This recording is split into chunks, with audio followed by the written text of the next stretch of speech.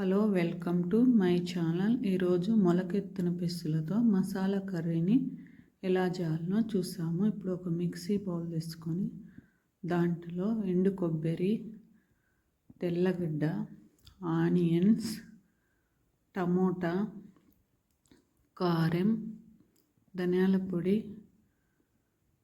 వేసుకొని మెత్తగా గ్రైండ్ చేసుకొని పక్కన పెట్టుకున్నాము.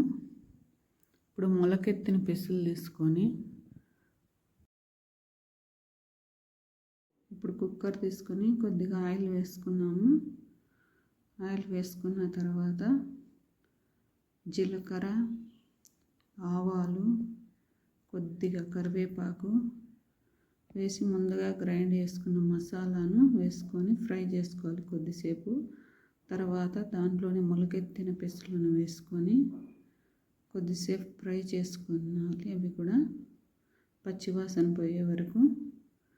తర్వాత ఉప్పు, పసుపు వేసుకోవాలి. కొద్దిగా దాంట్లో కొద్దిగా వాటర్ వేసి కలిగి పెట్టుకోవాలి. సరిపోయేమో చూసుకున్నాము.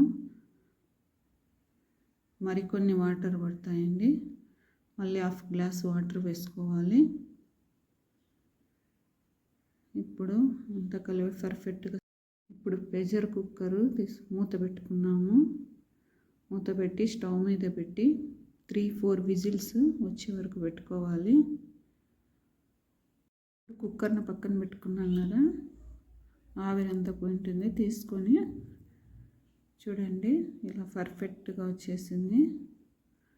ఇప్పుడు ఒక సర్వింగ్ బౌల్ తీసుకొని సర్వ్ చేసుకోవాలి.